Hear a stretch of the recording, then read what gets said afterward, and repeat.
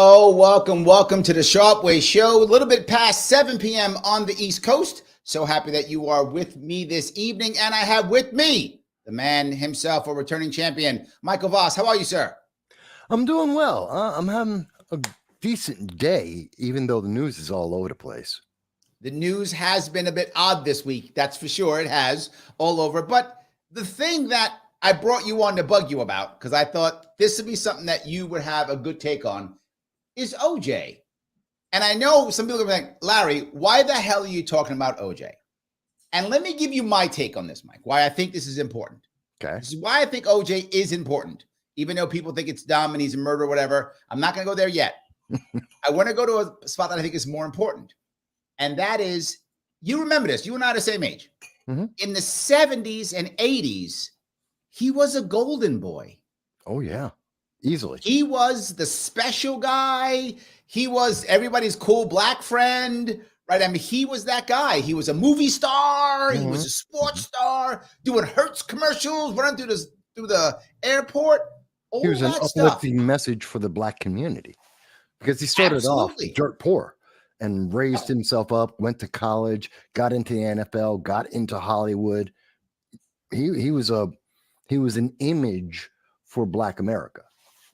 Yes. So the issue becomes, or the question becomes, does any of that matter at all, considering how it ended? Do you see my point? Like, do we still acknowledge that? Is that still important? Or no, you're a murderer, who cares? Is there any aspect of that is there a lesson for us at all in this? Do you see where I'm going with this? Yeah, I do. And I went deeper than you thought. You thought I was going to fuck around, but no, I'm going deeper than you thought. Okay, that's fine. There will be at some point down the road, but we're nowhere near that right now. Today, I mean, think about this. There's an entire generation who have no idea. The kids who are in their 20s, they have no idea who OJ is. They've probably never seen a movie he's ever been in. They haven't seen any of the old football tapes, don't even know that he was a football player. All they know is this guy died.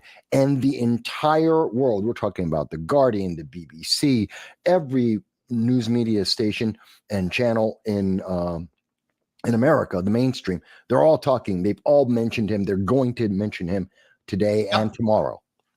And these kids are like, who is he? He's 76. Yes. I don't know who he is. Know him as the murderer, only the murderer, right? Some of them know if they know him at all, it's the murderer, right? And that's by the way completely unfair. And I know there are going to be people who go, but Mike, he killed people. We're in America. He was innocent. Sorry. And I remember I was. Oh, now you just made everybody mad. You just made everybody mad. There's going to be a bunch of people who are going to be pissed off. But this is the way the system works, whether you like it or not, whether it's the result you like or not. And I know there's black people are going to be like, oh, that's so great. And there's going to be white people who go, oh my God, that's so horrible. And vice versa.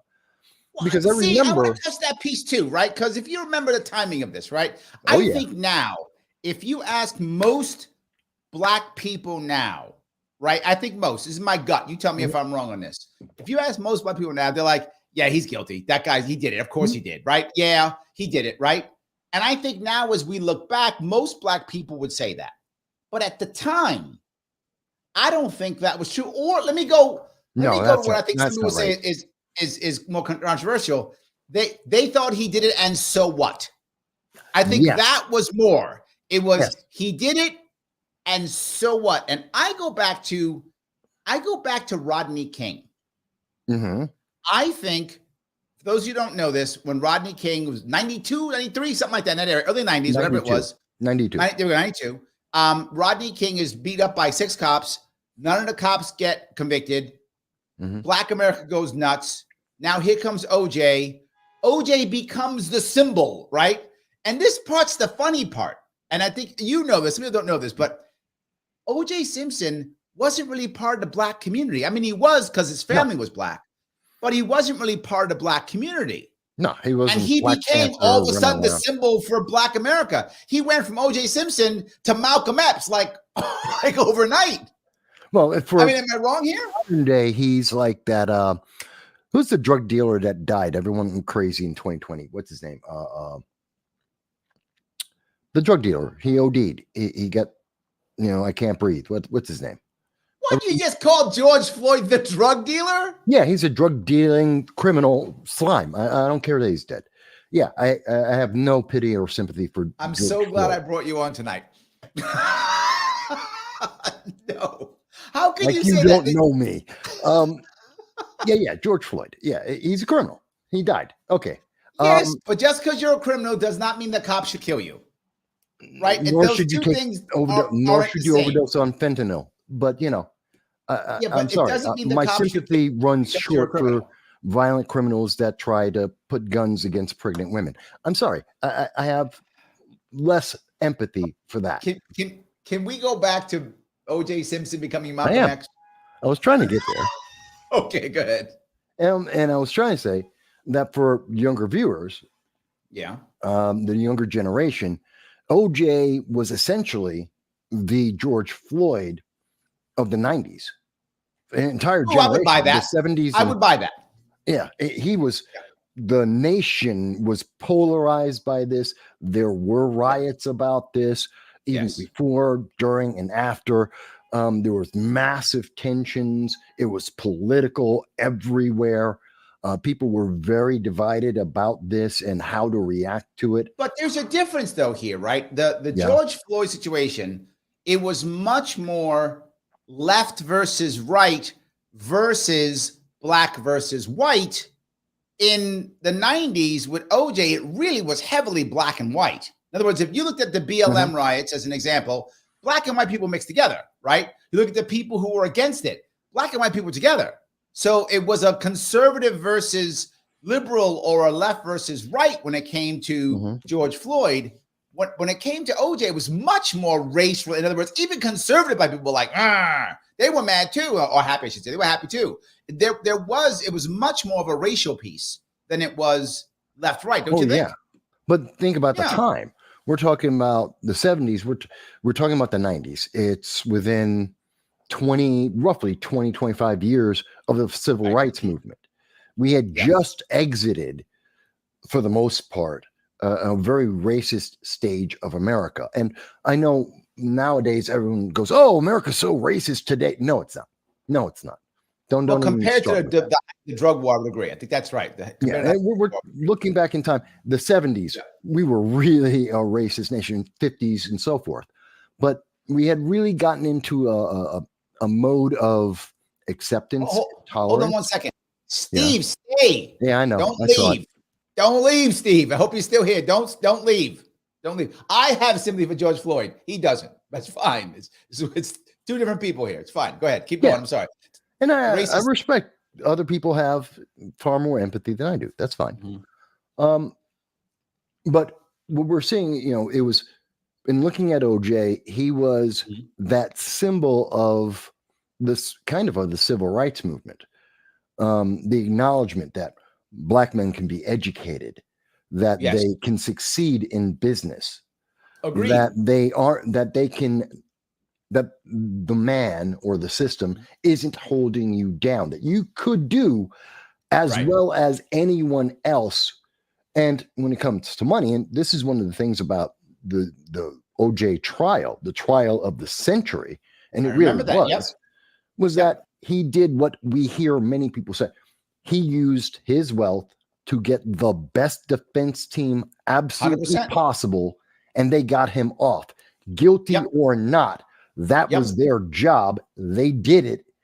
And let me touch that piece, right? In theory, most of Black America, theoretically here, should have been upset about that. Should have been like, wait a minute, this is now proof that money and power can literally get you off, right? And then all these people who don't have money and power, right? they get screwed. Shouldn't this, in theory, have been a class issue, right? It should have been, if anything, a class issue. Wait a minute, look, I don't have all the money OJ has. He's the proof that the class system can be broken, or at least you can break into that class system, that you're not, no matter how poor you are in America, no matter how brown your skin, you can get into that economic status to be able to enjoy the benefits of wealth, just like anyone else. It's not just whites only. It's wealthy only. You can make that argument. It's a classist argument. I'm sure the socialists out there were definitely pointing out that aspect of it. Sure. But it's not a racist. And that's the thing. It defeats, it's an example of the defeat of the racial roadblocks, the ceiling. Okay, so let me give you pushback on this. Let me give you pushback on this. He married a white woman. Yep. Most of his friends were white. So did he then become one of the good ones because he married into white? Is that an argument that, see, if he had married a black woman, had black friends, then he'd be screwed?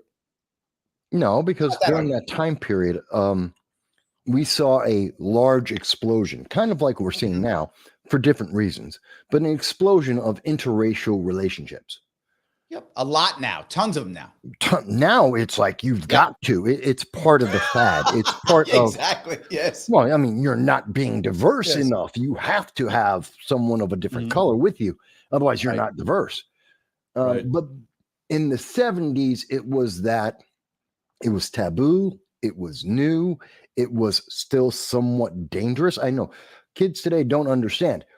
Back in the 70s, 80s, you could get killed for my father literally, and this was in New York. My father was literally smashed over the head with, you remember those back when you used to open beers and have can openers, right? To open a beer or a beer bottle.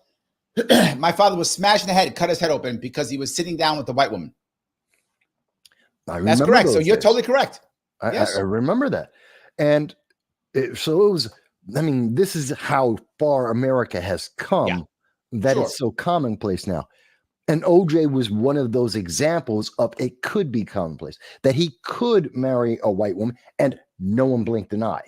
They weren't upset about that, that he could be wealthy, that he could be in the movies. Okay. Now, all right. See, there was always like an exception, like the Sammy Davis Jr. exception, right? If you're one of the good ones, however however society defines good one, right? Sammy Davis Jr., you could marry a white woman because you're one of the good ones, because to the point you moved into the right class level, right? But some guy like my dad, who was like, he basically was a cop, for him to do it, not so good. He's a working class guy. Working class black people in the 70s, I'm not sure that, I don't know if that works, working class people in the 70s. There's always the breakthrough and then comes the norm. Same thing with, first black people in West Point. Had a miserable time, was very difficult, but they did it so that there could be the next thing. Amos and Andy in terms of entertainment, with the big, black guys with the wide eyes, but they're in the movies. And that opens the door to the other actors. And eventually we get Sidney Poitier. It's always that first one, which is said to be the exception, but if that exception is truly exceptional, then it opens the door to the norm. I think you're agreeing with me then, right? OJ was the exception at the time, right? He was this guy who we could take, right? See, that guy was, because we watched him on football when he was an awesome football player. We watched him, on the Buffalo Bills killing it. And then we saw him in a couple of movies and we were like, okay, yeah, you can marry a white woman. Yeah, am I wrong on this? Not quite. I mean, you can't. He wasn't so much. And let me clarify. There is the exception. I would say that's more like Sammy Davis Jr. We're talking about 20 years before OJ. There's Sammy Davis Jr. And he's one of those breakthrough, those exceptions, like Sidney Poitier is the breakthrough, that exception. And OJ is probably that cusp of exception and the gateway to the norm. He's that he's that next step in that evolution because he went through the college and got the degree. He all right. went through the football career. He goes through this. He becomes the golden child. I still remember as a kid when he was in that movie, Earth, was it Earthquake? No, not Earthquake. The Towering Inferno. Towering Inferno. Towering Inferno, 70s. Remember that? 70s? The natural we were in like grade disaster school then. Era, yeah. Yes, we were in grade school then. Yeah, exactly. So we were watching, it was the Towering Inferno. He was in that. And then movie I thought was amazing as a kid. It was the movie where they faked the Mars landing. Capricorn 1. Oh, I remember that. Yeah. Yes, he was in Capricorn. And what I remember is in the movie, he had to eat a snake. And I still remember that scene that he had to eat a snake raw in the movie. And I thought that when I was a kid, I was like, oh, it's the coolest thing, eating raw snakes. OJ's awesome, right? That's what I thought. I was probably like 9. I forgot how old I was. I was elementary school. I thought that was the coolest thing, is OJ had to, in the movie, for those who might have never seen the movie, it's an old movie from the 70s. So in the movie, they fake the Mars landing. And one of the actors who is an astronaut is OJ Simpson. But the whole thing gets screwed up. And they did it in the desert. And the actors like get lost in the desert. OJ's trapped in the desert and he's got to survive. And to survive, he kills a snake and eats it. And I just thought that was the coolest thing when I was a kid. That was so cool. That's why I still remember it. Right. Yeah, I remember him better for his more comedic roles, where I think he really started to excel. You know, the Naked Gun series, the Airplane series, which I think Norberg, right? What's his name? Norberg. What was the guy's name? The guy he played in Norberg? The detective. Norberg. Was it Norberg? Hold on, now I don't remember. Hold on, let me check. See if I can find it. Something like I thought it was Norberg, which is a weird name for a black guy. His name was Nordberg. Nordberg. That's what it was. I knew it was something like that. Was it like that was the name of the character. Really that's what it says here.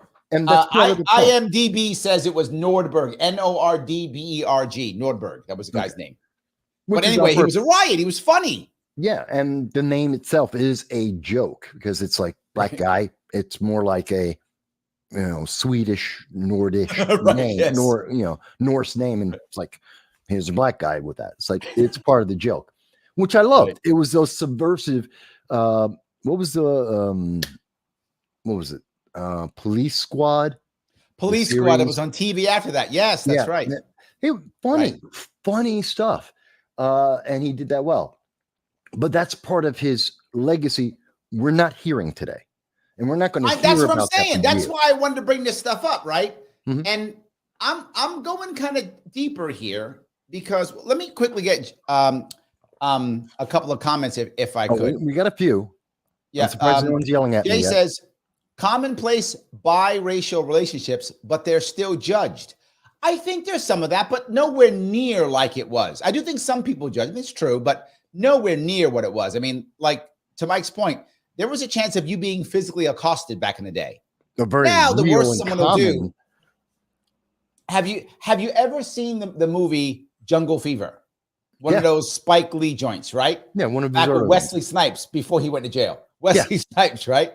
Yeah. At one point in that movie, the cops come out and see what's going on because they're fighting, right? Wesley Snipes and his girlfriend, who's Italian and white, they're fighting. Cops stop by and they immediately go after Wesley Snipes. Mm-hmm. And she goes, "Stop! He's my boyfriend." And he yells at her. He goes, "Don't say that. You want to get me killed?" Yeah, make it worse. Mm-hmm. Yes, make it worse. And that was like late 80s, was that movie? Late 80s, maybe? Early 90s? Because I was in college then, and my girlfriend at the time was pissed off because I thought it was a good movie. So maybe it's early 90s, maybe. Something like that. Whatever, late 80s, whatever it was. Late something 80s. Like we're talking like 80s. 87, 88. So there we go. So even then, there was still a fear. Now, I mean, the odds of you getting hurt physically because you have a biracial relationship, slim to none. It's just not a thing, right? Yeah. It's so rare now. But that's the example that, and I think that's the lesson. Eventually, we will hear about OJ is when we see his completeness. There's an aspect of him like anyone. There are the positives, the negatives. There are things to learn. And he is an example of the transition of America from this exception to the norm to the corruption. And I the like downfall. that, to the corruption. Okay. Well, corruption in that the legal system is flawed, no doubt. Everyone agrees with that. And when people take advantage of that corruption, because that flaw is based in its corruption. How much money do you have for the legal defense? Right. Right. The lawyers have told me more than once. They say, Larry, can you afford justice? I've heard that more than once. Yeah. And there's an element of that is absolutely true. Yeah. And so that's a corruption, and how people react to someone abusing or using or abusing, whichever way you want to look at it, that corruption in the system, that systemic failure. And there's a very big difference. It was highlighted by OJ and it helped to change the legal system in a lot of ways. It helped to change police corruption, because we know Furman did plant evidence, which is a problem in any court case. If you're trying to convict anyone, he planted, we know this. And he was also biased. He did it because of a racial bias. He has admitted that before. Furman was a bad guy. The argument, though, becomes, and I hear both of these sides, right? Your point's valid. He was corrupt, right? No doubt. Furman was corrupt. That doesn't mean that OJ wasn't guilty, right? I mean, both of those can be true, right? He can be corrupt and OJ can be guilty, but I think your point's a valid one. I think from Furman, more mainstream people saw police corruption, where prior to that, mostly people who were only being attacked by the cops in some way, who were involved with the cops, would see any corruption. If you remember, this is where we're from, the Bronx, man. Serpico. Remember Serpico in the 70s? Oh, yeah. Right? Serpico, right? That whole idea of heavy corruption, so much, everyone getting bribed, so much corruption everywhere, right? Still exists. So, I mean, look at Hillary. But I don't think anywhere near to that level in a New York City police force, right? I'm not saying New York City police force is uncorruptible. I'm not saying that. I'm saying compared to Serpico, these guys are Boy Scouts. Well, yeah, but it takes these lightning rod events that we may not necessarily look at as this changed for the better America or our systems. People don't look at the OJ trial and go, this changed our legal system. This changed I think you're right. Police bias and planting of evidence. Suddenly there was a spotlight on that going, see, and this, for those who wanted to see OJ convicted, which was a large part of white America at the time, then they were on this, see, it's because you screwed the evidence, because you your bias got in the way. This what they call this criminal got off of the crime. We can't do that in the future. We just have to be better. And then I think Jan in the comments mentioned, if there was DNA. You're talking about DNA. Jan has a couple comments. Jan did talk about the DNA. Jan says DNA was still very new at the time of this trial. Today he would have been found guilty. But then Jan says, so I'm not sure. Jan says, if I remember, jurors said they would have convicted him had it not been for Furman and the DNA, as they didn't fully understand it. So I think it's two parts. I do think it's not understanding how DNA works. I agree. But also, I think when your witness, and I've done jury consulting, right? Mm-hmm. When your jury does not like your witness, they don't always believe him. And it doesn't make sense, right? Because the guy you don't like can still be telling the truth. So I think, but Jan's points are valid. If you don't like him, you don't want him to tell the truth. You want him to be wrong because you don't like him. Yeah, but the element of how can you he's a racist at a time where America is moving away for racism. I mean, think about it. We had Archie Bunker. He was the joke. We had Cosby by then, didn't we? Huh? Didn't we have Cosby by then? We had Cosby already. We had Cosby, but we still had Archie Bunker. But Archie Bunker gave us Cosby. Archie Bunker gave us the Jeffersons, which was the exact opposite, the black racist and the black supremacy movement. And those two gave us Cosby. That was part of the healing, the movement beyond, something that people forget about today and go, oh, see, there's no represent Cosby and Different World and everything. He was about to buy NBC. See, the reason why I brought up Cosby is the same thing, right? Cosby obviously got himself in some trouble also, right? So now Cosby is, he's the guy who drugs people, right? He's the guy who drugs the girls. That's what Cosby is now. we've forgotten what a breakthrough Cosby was. And not just the Cosby, you remember this. He was on I Spy in the 60s. The first black person on a mainstream TV show in the 60s was Bill Cosby, playing almost equal, second tier, but almost equal to a white guy on a mainstream TV show in the 60s. That's crazy. Cosby broke through that. Yeah, basically co-billing with he's the guy who played in the greatest American superhero. I forget his name now. And I know it. But it was a breakthrough role. It was again, what we see is these moments where we get these breakthroughs that lead to the norms. And sometimes we often remember the positive ones because we like it. It's entertainment. We want to be entertained. Sometimes the guy's name is Robert Culp. That's it, Robert Culp. Yes, Robert Culp. Yes, and he was also really good in the Greatest American Superhero, which I enjoyed a whole lot. And the lead of that, I've actually met several times in person. Oh, that was a guy from the 80s, Wayne right? Cat. Huh? Yeah, those in the 80s. Those are the 80s. Yeah, remember that. He used to wear the red. He had the red superhero suit. Yeah, suit. Yes, I remember that. Before any CGI or anything, it just looked like a goofy suit because it was supposed to. And William Cat, very nice guy. I just want to give him a shout out because I used to know him when I was living in California. Very nice man. Great family. 7 kids. Great guy. Good dad. Wow. Anyway. Okay, there we go. Yeah, a lot of people don't know. He has 7 kids. To your Dave brings up the point. Serpico became a pejorative. Yeah. Yes. If you were in the 70s and 80s, that they were insulting. You call a cop that, you're insulting him. Exactly right. He's totally correct. Yes. Thomas goes on to say, go. No, go. Thomas says, there's still some disapproval of interracial relationships from both black and white communities. Not that common, but it's still there. I've gotten the N lover label from whites and trying to get your jungle fever on by blacks. We've been together 25 years, but it's still happening on rare occasions. I agree. You do get it sometimes. It's just, to my point, much rarer. And now you might get a bad look or a name call, but the odds of you being physically accosted, slim to none. Well, no one gets beaten to death for it these days.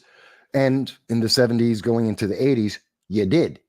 Yes. And there were laws. In fact, it was illegal in several states in the 70s. Yep. So again, when we hear a lot of younger people who say, oh my God, it's so racist, you have no understanding of, you're totally discounting where we came from in literally 20 years. Right. And that's why OJ's trial was so impactful, because it was that pinnacle. We were at the precipice and we jumped off. We leaped off because it was that moment where all of a sudden we go, if we're going to be a society that is less racist or not racist, we have to accept that, people will use the same flaws in the system that you didn't expect. A black guy's going to get the best defense team because he's rich, because he succeeded in business, and he's going to get off of a crime that you think he should be convicted of. And you have to live with it because that's the system, whether we like it or not. I want to stay though on this. I want to say, I know I'm making news, but I want to go back to Cosby. So now I want to keep going on this Cosby because, again, people don't remember what Cosby did prior to his problems, right? They don't remember this. Jan brings up Fat Albert, first all-black cartoon on TV. Yes, I watched Fat Albert as a kid. I bet you did too, Mike, right? Yeah, I loved it. We watched Fat Albert on TV, all-black cartoon, and it was about black things and black everything. It wasn't like black poor kids. Yes, it wasn't like black kids in a white world, right? It wasn't that. It was black kids in a black world, right? And that was a big deal. We hadn't seen that kind of thing. And Cosby, all that. But now, if you ask anybody, I don't know, under 40, maybe I'm making that number up in that area, maybe under 30 in that area, under 45, you're going to ask people, going to be like, oh, that's that guy who raped those girls. It's going to be like that. They're not going to get what he did before. Well, it takes all the things that Cosby did before. Yeah, but it takes a decade or two. It literally takes a decade or two for that hype, that media injection. Remember, the problem with OJ, look at the news today. I mean, I was looking at the BBC, the Guardian, I looked at CNBC, there was this, it's sad. We had the family of OJ, his kids came out on Twitter, said, look, just give us some time to, we just announced he just passed away. Give us some time. And immediately, an hour and a half later, The Onion came out with their joke, a headline, their article, which was OJ Simpson. Wait a minute, I have it right here. OJ Simpson allowed to remain living after the coffin doesn't fit. I mean, come on. That's just, I get the joke. It's insensitive. You're talking about an hour and a half after the man died. His family just came out and said, give us a second. Really? And if you do that kind of insensitivity to other people, you'd be called out for it. But The Onion is being praised for it.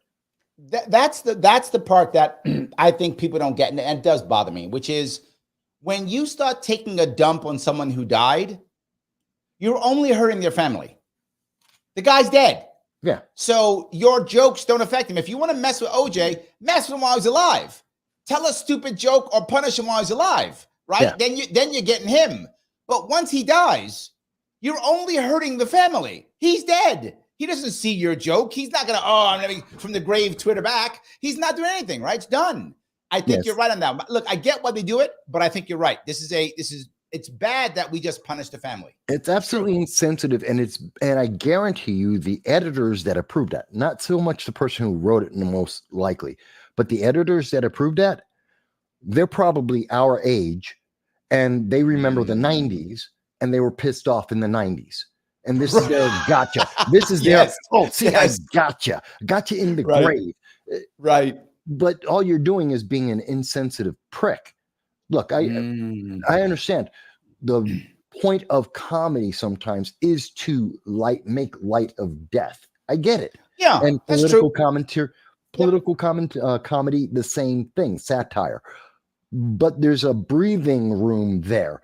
You remember it was a week after 9/11. Was it a week? Maybe a week and a half after 9/11. And I think who was it on? It was the night show or the late night show. What's his name? The one who did it forever. Jay Leno?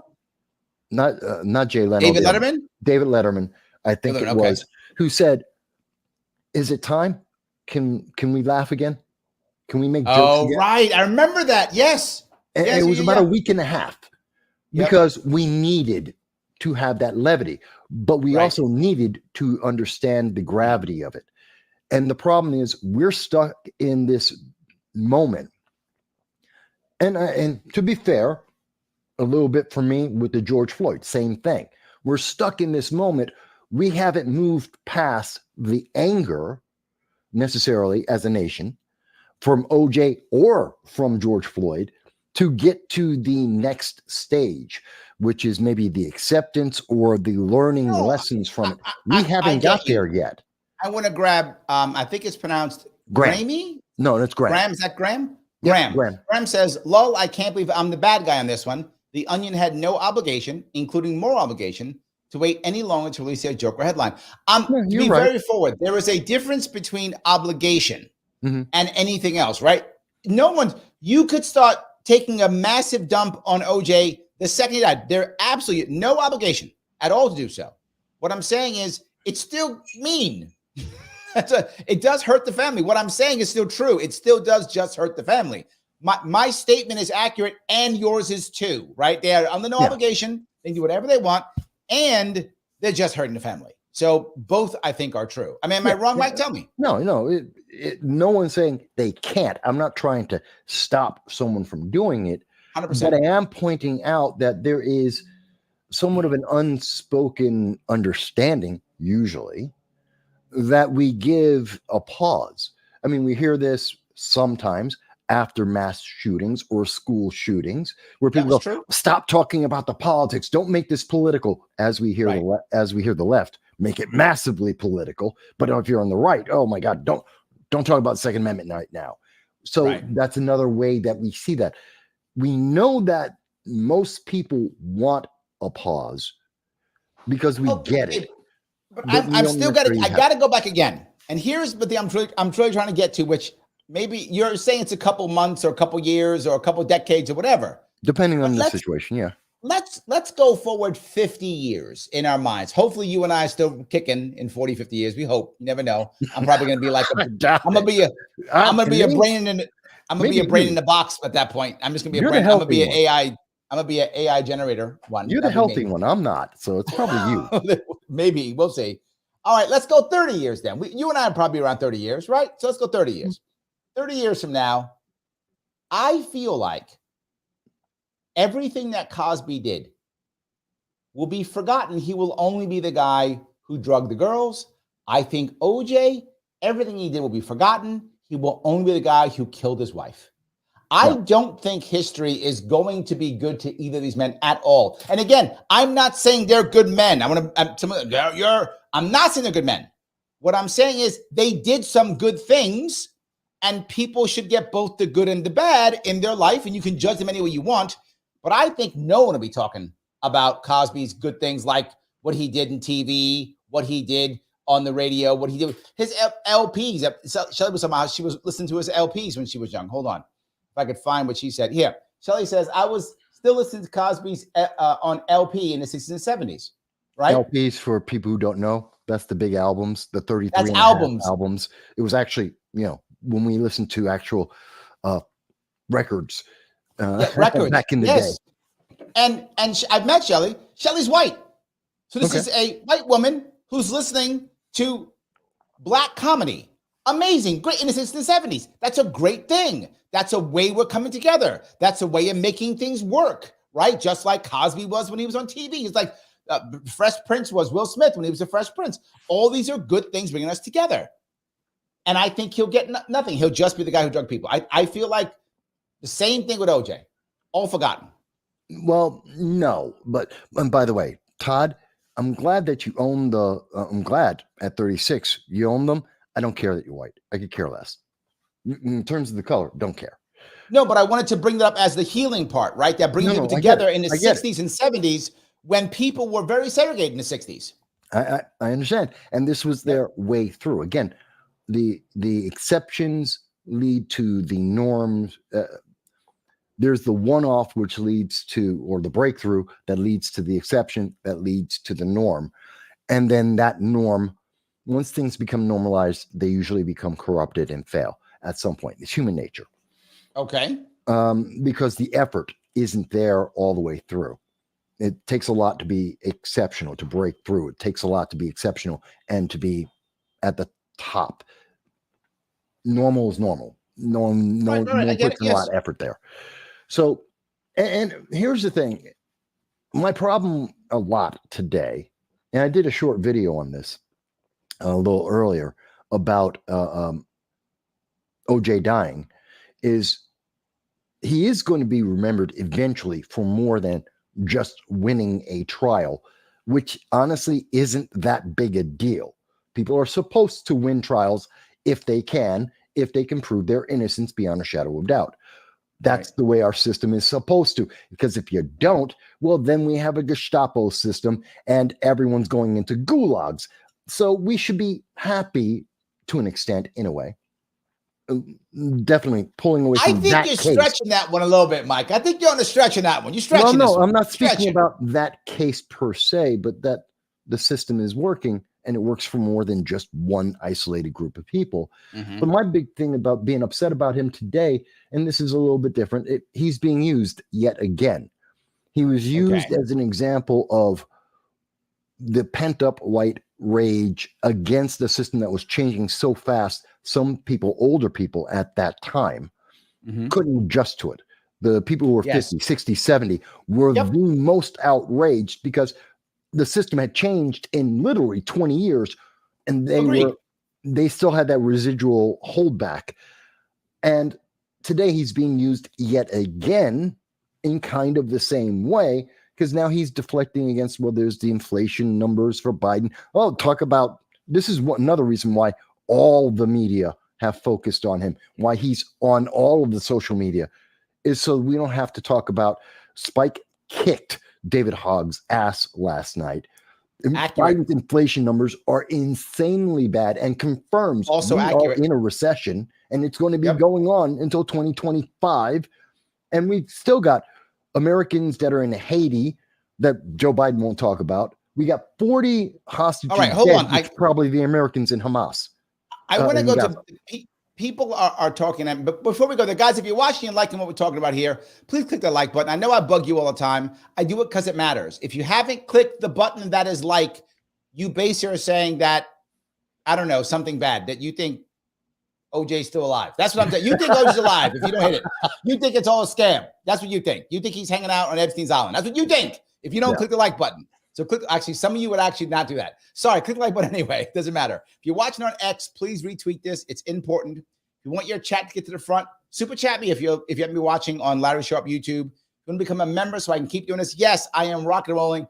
I'm doing 11 shows this week total, 4 that I'm going to be on and 7 that I'm hosting. You want me to keep doing it? $4.99 per month. Look at that. That's nothing. That's cheap. Come on. I'm good looking too. And I bring on Mike. Come on. Where else are you going to get Mike? Because you can get Mike on No Soundbites Allowed, but you can't get Mike and me all the time like that. That you can't get. By the way, you can follow Mike on Rumble at No Soundbites Allowed. Please follow him. He is yapping away all the time. As much as he yaps here, he yaps there too. So you didn't get enough Mike? You can go to No Soundbites Allowed on Rumble. Get as much of him as you want. He's got a lot of content every weekend. This is the nice This Mike. is the nice, yeah. I got to keep you calm sometimes. Because you're ready to just go crazy. I got to keep you calm sometimes. People don't realize, like, I've heard so many times people go, when they get to meet me in person, they're like, you laugh. Some women even like to laugh, and they're like, but you laugh. I'm like, yeah, I'm a human being. Of course I laugh. And they're like, I've never heard you laugh. You're always so serious. It's like, no, no, not at all. Yes.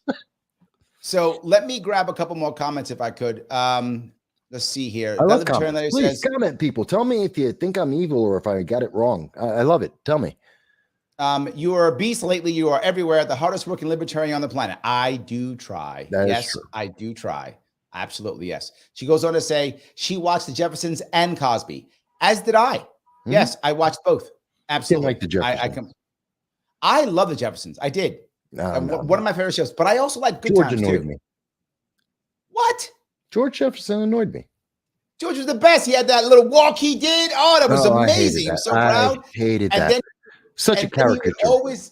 He would always.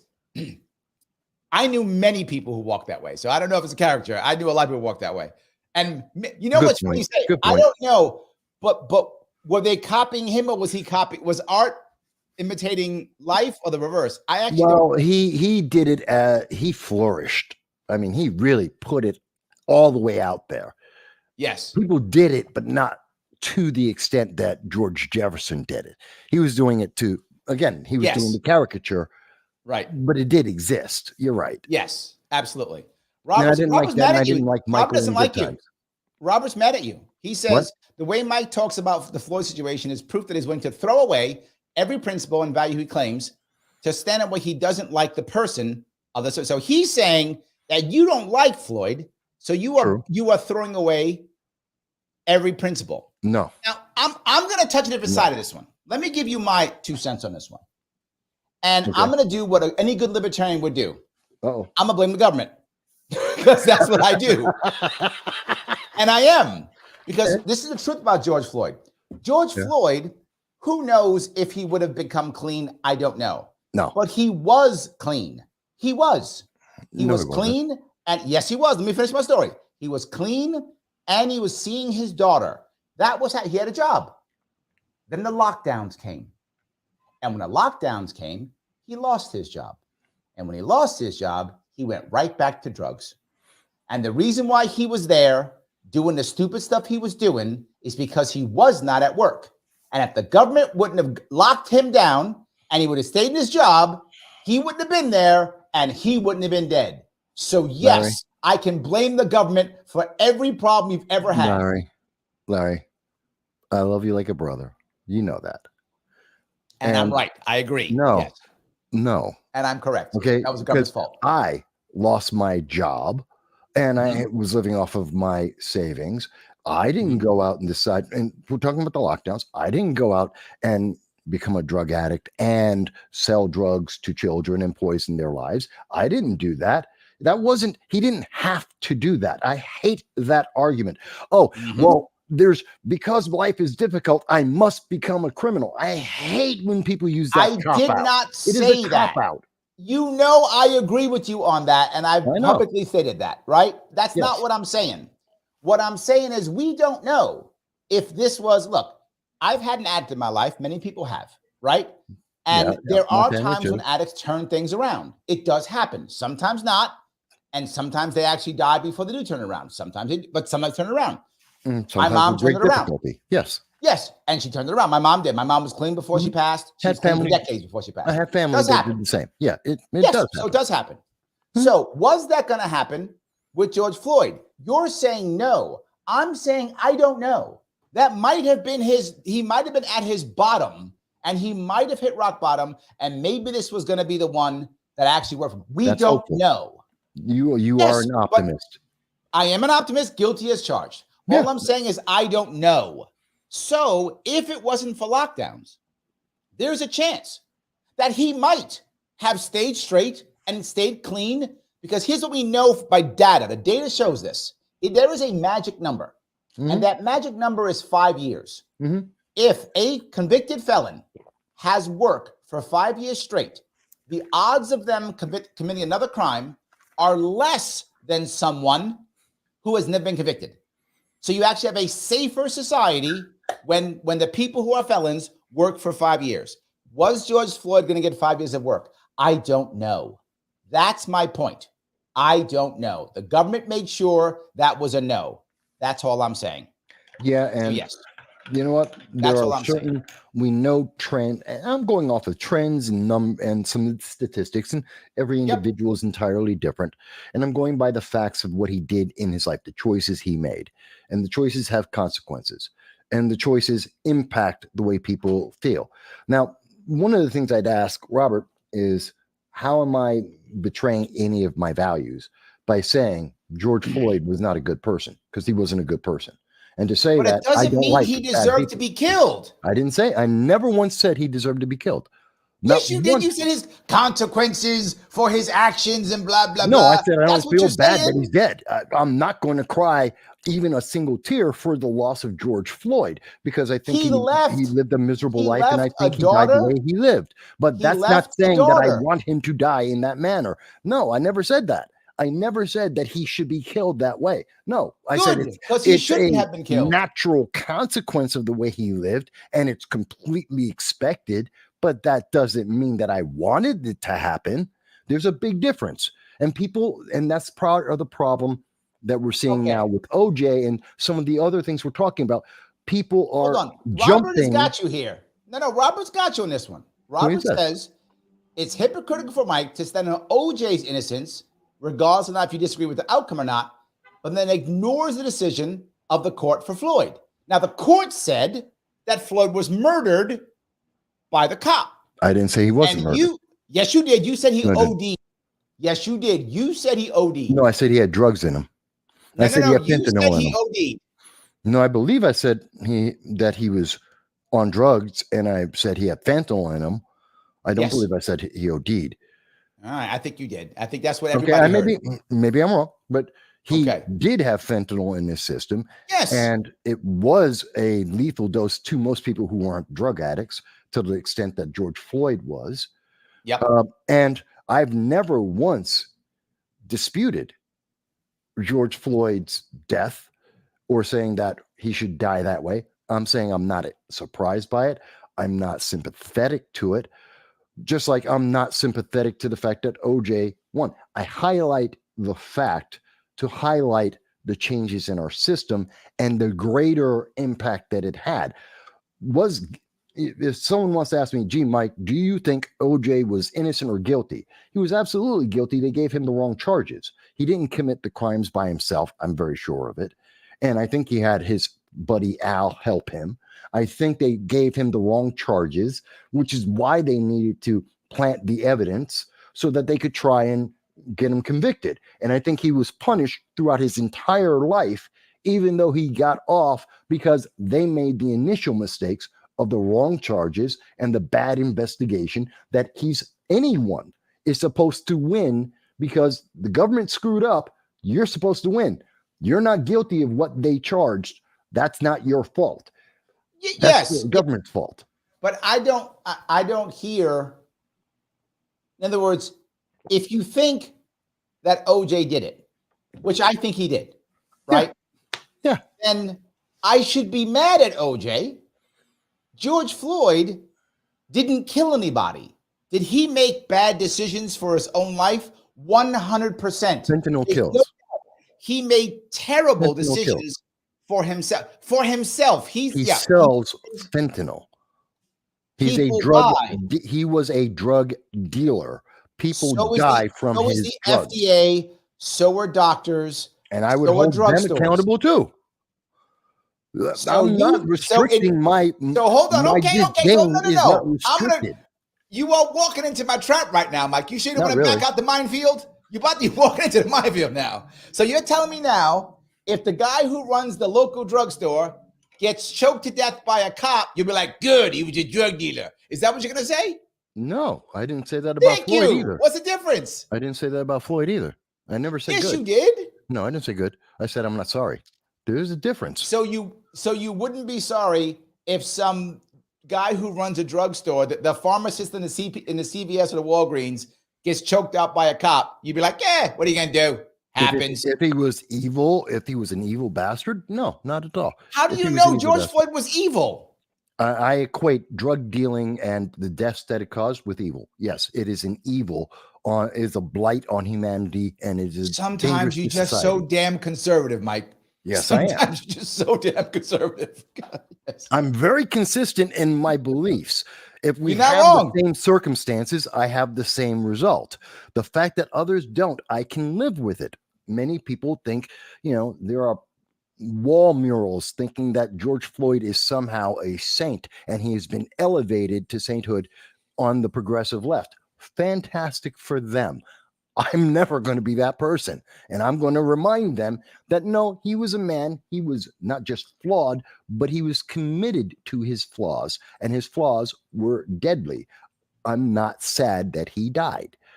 Should he have died? I guess I'm not going to win this argument. A different life too. I guess I'm not going to win this argument. But my big difference here is whatever George Floyd did, the people who bought his drugs made a decision to buy his drugs. He made a decision to buy and take drugs. Yep. I don't think that OJ's wife and boyfriend decided to be stabbed by OJ. Now, if they had said, "Please stab me," how did you make that equivalence? That I never made that equivalence. How did you bring me there? Please explain how you get from my position about it's good because to see Robert OJ said he said because you think. Wait. Let me make that argument. You went from my argument of OJ was an example of the flaws in the system because he used the flaws to get to do what the system allows someone of his wealth to do. Sure. To somehow connecting that to George Floyd, a violent criminal, repeat offender, died, and I'm not crying. I don't understand how you connect those two. Okay. I'm going to see if I can connect them for you. I think you're reaching there. The chat is kind of on my side on this one, but doesn't mean they're right. The chat could be wrong. The chat could be wrong, but I think they're on my side on this one, right? Mm-hmm. You're like, okay, the court said it's that George Floyd was murdered by the cop, and the court says that OJ did not kill his ex-wife and boyfriend. The courts have said both of those two things are true, right?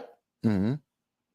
Okay. With those two things being true, you were like super mad at George Floyd, and you were like not mad at OJ. Whatever George Floyd did was consensual.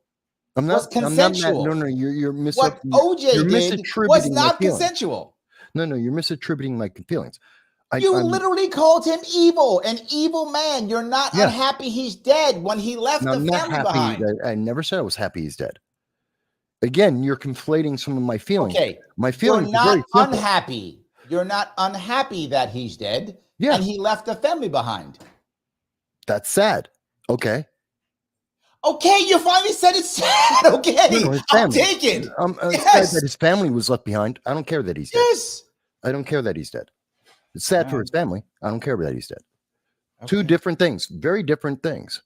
One is not equal to the other.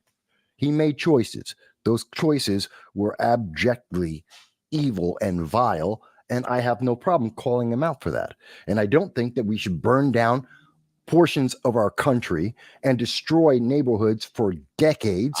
I agree with that. And impede people's lives and murder people across this country because a criminal died as a consequence of a criminal lifestyle. I don't have a problem with that. And OJ, by the way, is not the same equivalent. But yet in our generation, they're trying to make that equivalence, and it's not. And I think it's very interesting.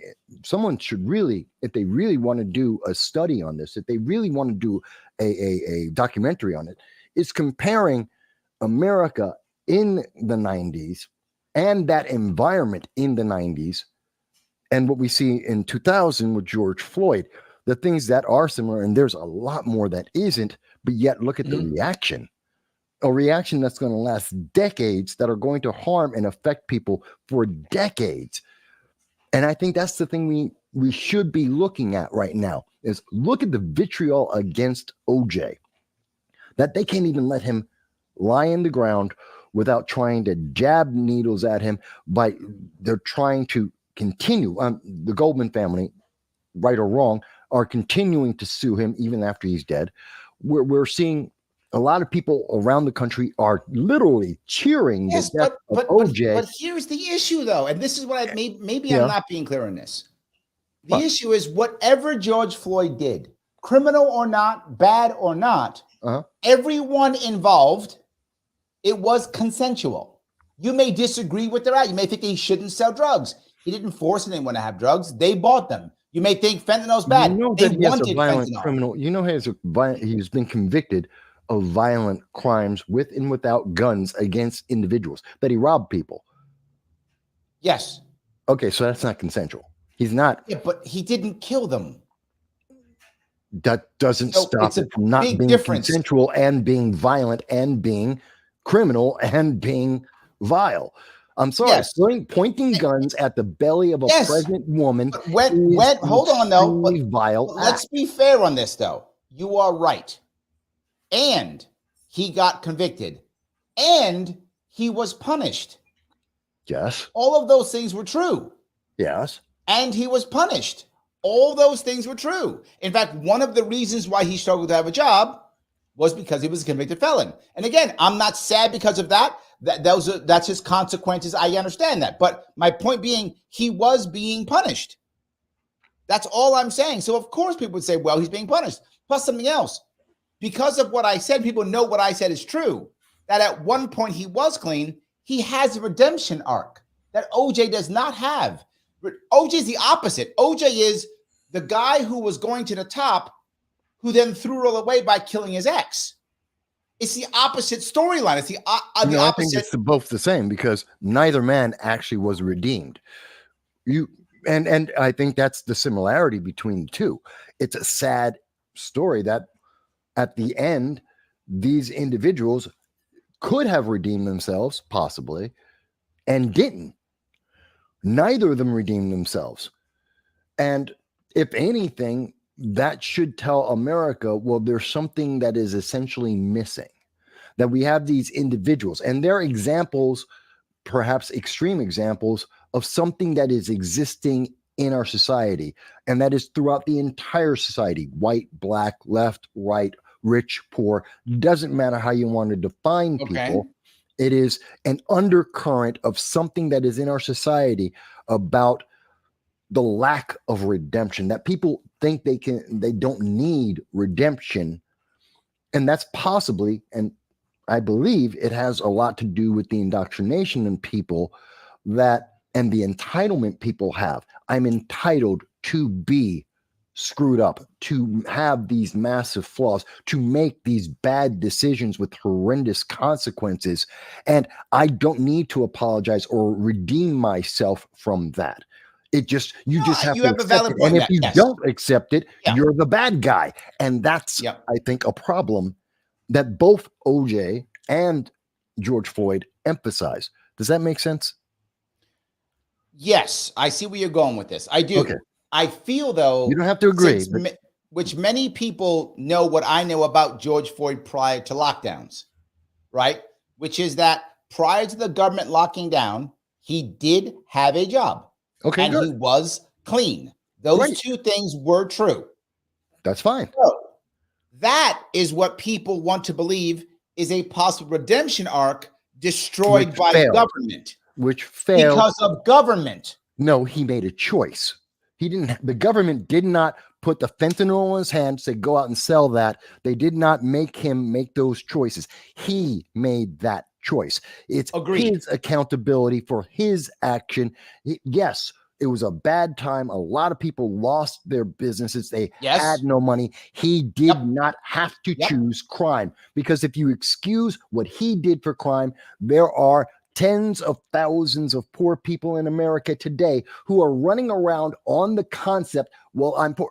It was you were doing in your discussion on Eric Adams and Charlemagne, Charlemagne, the whatever he is. Right.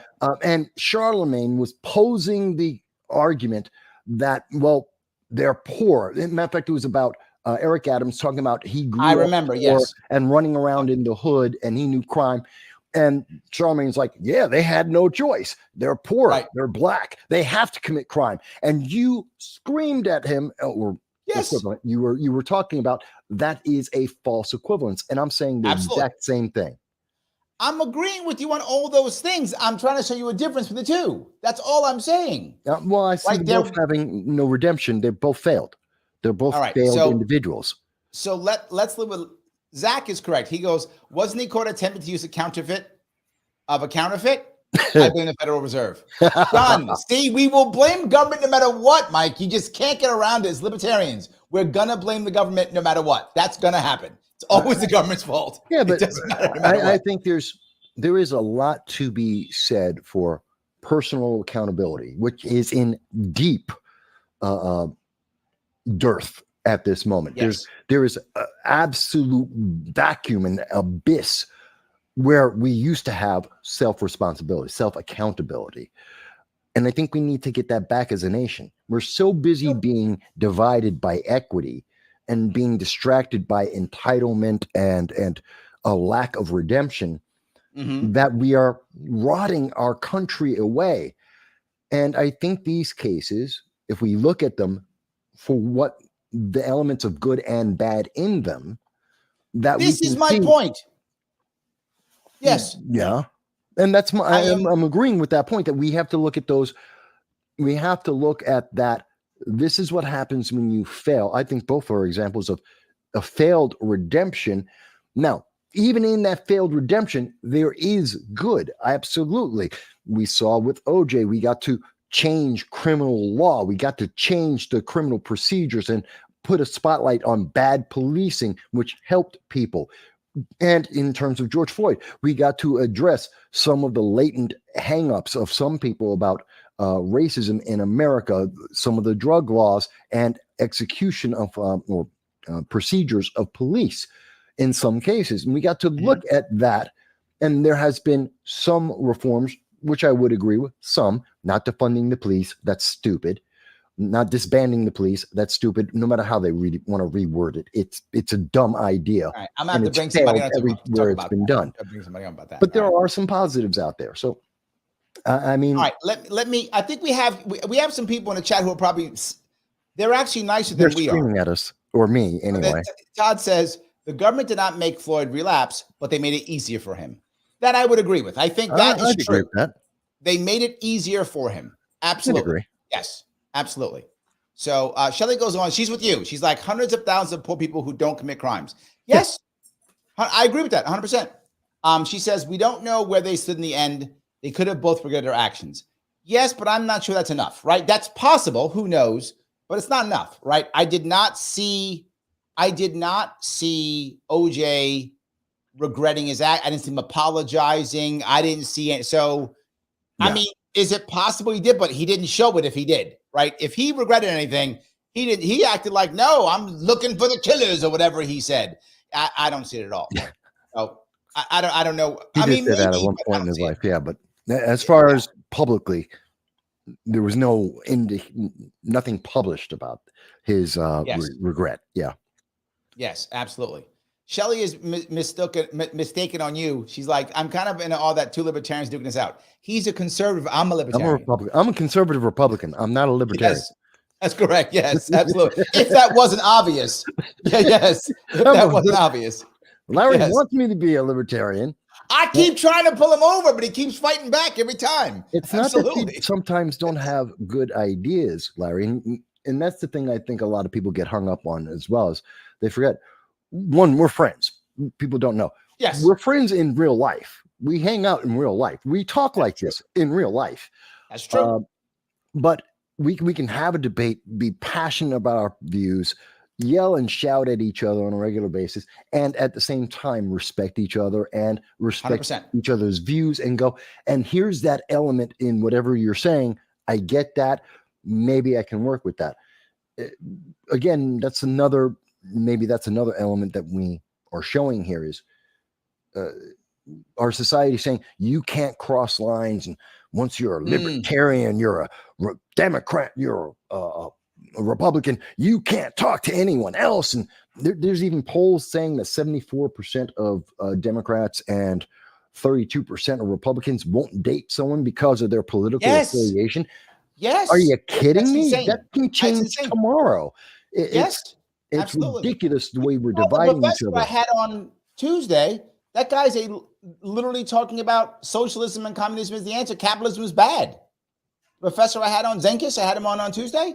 That guy's like, capitalism is the answer. It's the problem. It's all capitalism. And I talked to him. I try to get him to understand what's going on. I still had a conversation with him. I don't mind. It's all good. So Joe says, joke's on them. I don't date anyone. See? Joe for the win. Nicely done. That's good. Absolutely. Nicely done.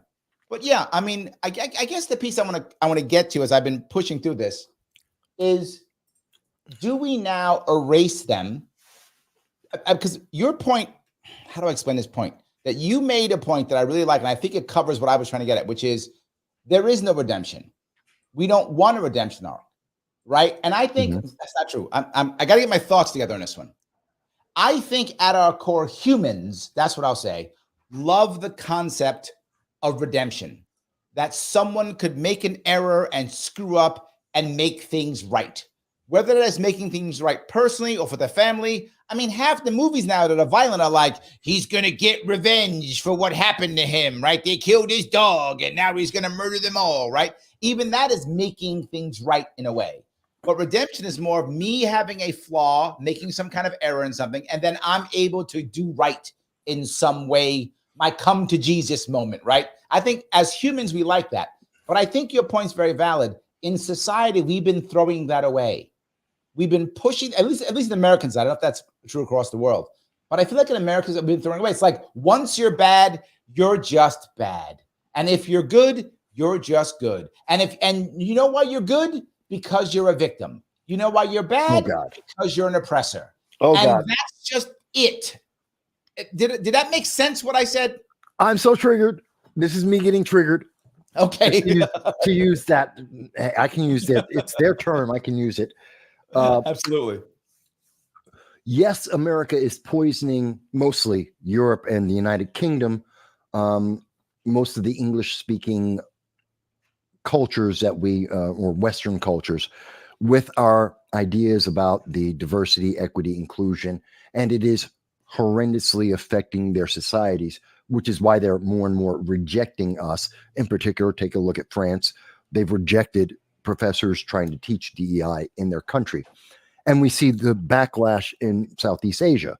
Japan, absolutely, in terms of anime, that's probably one of the easiest ways to see it, completely rejecting, just fired all of the translators because they were trying to inject the progressive woke ideology into the translations, and they just fired them all and went to AI because their society doesn't agree with this. So we are affecting other cultures with this failed ideology. But how because is we DEI are not vilifying redemption? it's even worse than what you think, because you haven't seen movies recently. Look at most of the Disney TV shows, most of the Disney characters. We see this in Sony as well. Many of the bad guys are the heroes of their movies and TV shows. The recent Robin Hood, that's Robin with a Y, Robin Hood TV series out in Canada. Prince John was, or John Prince, the character in that TV show, he was the good guy. Think about it. We took the classic Robin Hood mythos from England, put it into Canada in a ghetto, and the bad guy, Prince John, called John Prince in that TV series, was the good guy. And Robin Hood, in this case, a woman, and as it so happens, happened to be black, was an abject, vile criminal. When you look at most of these TV shows, we see the same thing. We have perverted our system, and that's why we don't see redemption, because it doesn't fit into this new ideology, this new vision, this transformation, to quote Obama, transformation of America, where we haven't, no one's told the general public, transform into what? Into what? Well, let me move down that road. Let me move down there. Before I can, as always, guys, if you like what you're hearing, click the like button. Click the button that has the thumb up or down. Click anything. Just click stuff. It's important. Please click. It does matter. If you can, please follow Mike. He doesn't just talk here. He talks here, but he also talks on Rumble at No Sound Bites Allowed. If you're watching on Twitter, please retweet this if you would. I appreciate it. You know, super chat me if you want. If you're watching on Larry Sharpe YouTube, you can also become a member if you want to. $49 per month. Click that join button on Larry Sharpe YouTube. Join me, and we will rule the galaxy. Right? Join me, and we'll make it happen. It's awesome. But here's the point that I guess I'm getting at with this is redemption often seems like revenge. So, for example, I've been wronged by the evil bad guy, whoever the evil bad guy is, and that person obviously is privileged, and they're a male and they're white, and I am not that, and therefore I'm a victim. So somehow the system, usually a bunch of us get together in some way so we can have a diverse group of characters. We then beat the white guy, and that's a redemption. Did we learn something? No. Did we get smarter or savvier? No. We just beat up the white man. That's all we did. That's not redemption. That's vindictive. Right. That is my problem, right? What I would like is a story of like, okay, I screwed up. I made bad decisions. My friends got hurt because of it. I learned my lesson, and now I'm going to fix the system and get my friends out of jail. Right? Okay, I've learned something. I've grown as a person. That's redemption. And I feel we're losing that. In fact, that almost becomes a bad thing. And I think that hurts. Well, it doesn't become, it is a bad thing. And it's becoming prolific. And it's affecting more than just entertainment, because the propaganda that is denying the redemptive elements of society are also poisoning every aspect of our lives, and it's in everything. Well, there are two parts of this that I think are specific here. Number one is redemption means I have to accept I've made some error or done something wrong or been bad in some way or neglectful. I have to acknowledge that I have a flaw. Right? That's the first step of redemption. I have to acknowledge that I have some flaw. Then I have to work to repair that flaw. And the problem is, it's don't judge me. I'm right no matter what. That's number one. There's number two piece that I think also bothers me in this. If you are the bad guy, you take on every bad thing. And this is politics, I think, more than DEI. The second part of it is more politics. In other words, if I'm a Democrat and you're a Republican, you will just bad, period. You get all the bad things to the point where it makes no sense. So if I'm a Republican and you're a Democrat, you get all the bad things where it makes no sense. For example, you're stupid and incompetent and dumb and savvy and smart. You're going to take over the whole world. How can you be all of those things, right? If you're actually just stupid and incompetent, you can't be savvy and smart to take over the world, but you take all the bad things. Why do I bring this up? Because it goes back to my original point. I would like Cosby, OJ, any of these guys, even George Floyd, to be taken in every aspect of their life, good and bad. And if we weigh it more bad than good, okay. If we weigh it more good than bad, okay. But we don't do that. We go, OJ, bad guy, call him names, terrible, terrible, terrible. Who cares did before? Cosby, bad guy, terrible, terrible, terrible. Who cares did before? And I think those two things together are going to make people not want to be great. I think it begins to hurt our youth, supposed to be great. Our heroes, all those things. Women, we're not, according to the progressive, look at what the progressive ideology is putting out there. That we're not, it was Obama. American greatness doesn't exist. It's over. We've actually been told this by the president of the United States. And that's a problem. And you're right. There is the two elements. I mean, the don't judge element, which is a defense. That's a shield that's held up. You can't judge me because of my gender, my race, my religion, my sex, my sexual preference. David Hogg used it because of a situation last night. David Hogg started, I almost lost my mom. I was at Parkland, so you can't judge me. I was in a bad situation. That's mostly part of the DEI mentality, but it's part of that whole mantra of no accountability for the individual or for the group. And at the same time, there is the other political element where it is you are the bad guy. If you aren't in that protected group, then you're the bad guy. Orange man bad. Republicans are bad. MAGA, making America great, is bad somehow. Yes. I don't understand. You don't understand English if you believe that. And so we have this division, and it also happens.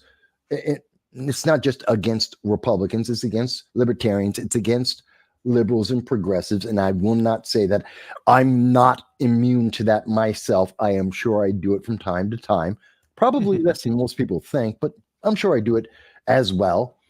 But it's this, we're seeing this bubble. We are segregating more and more into bubbles. And if you don't agree with that bubble, that echo chamber, if you want to call it that as well, but I think it's better calling it segregation because that's more encompassing of what it is. If you're not part of my segregated group, then you're evil.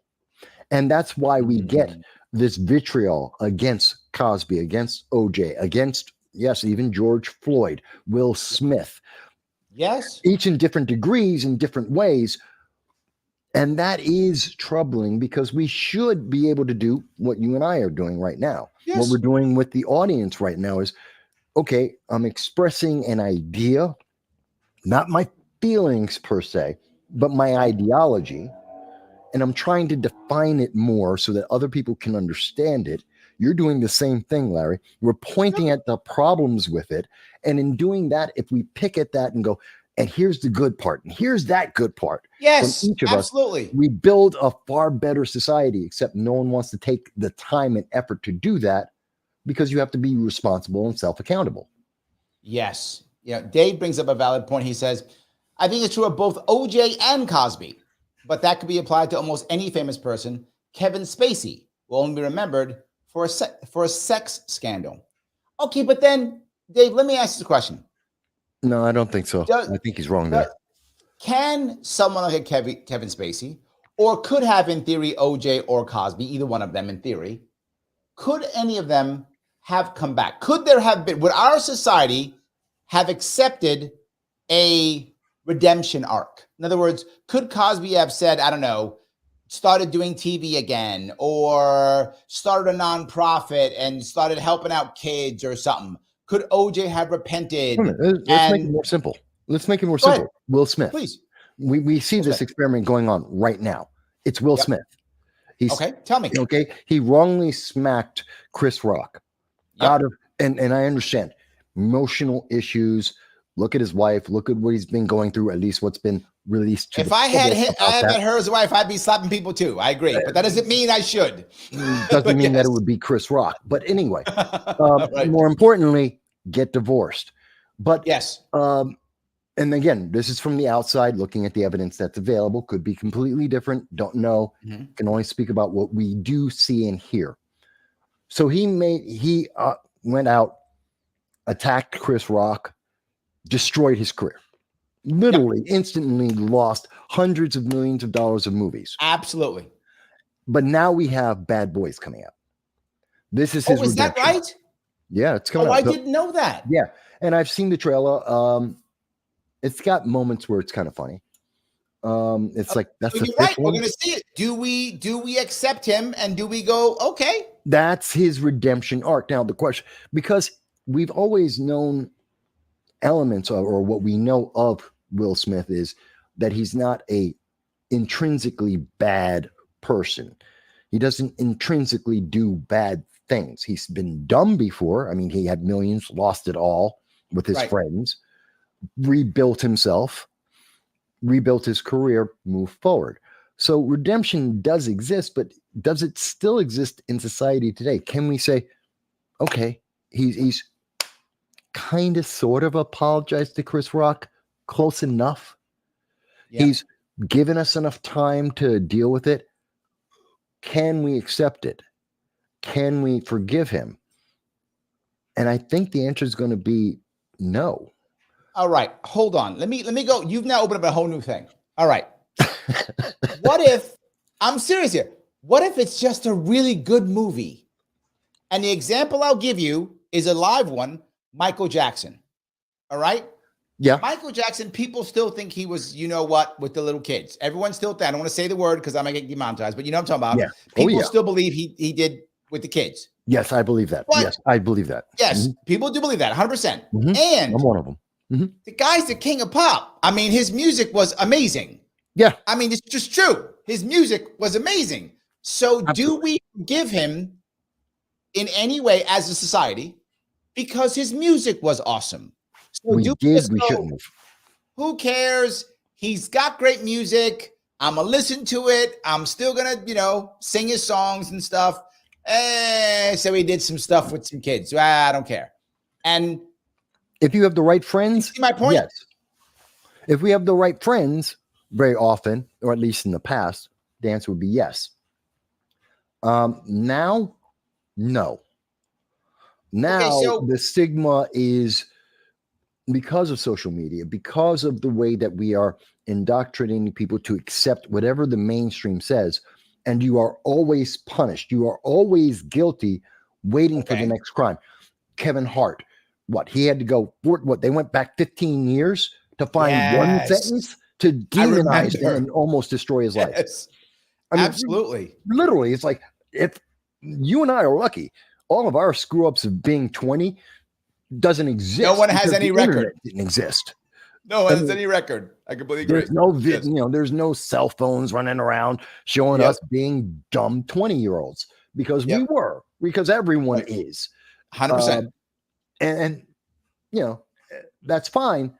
So, but that's my point, right? In the case of those guys, another one I bring up, R. Kelly, great artist, right? People love his songs. Women still sing it. They're still doing it at weddings. His songs still go to weddings. They still have it. They love his stuff, right? Yeah, they still love it. Repentant.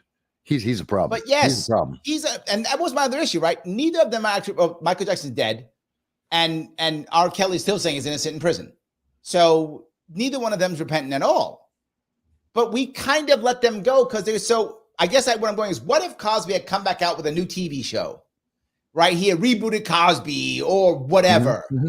Would we have redeemed him? Would we have said, okay, why not? Because Cosby was branded non-black, enemy of the culture. Look at what they said about him. Valid point. What happened? Valid point.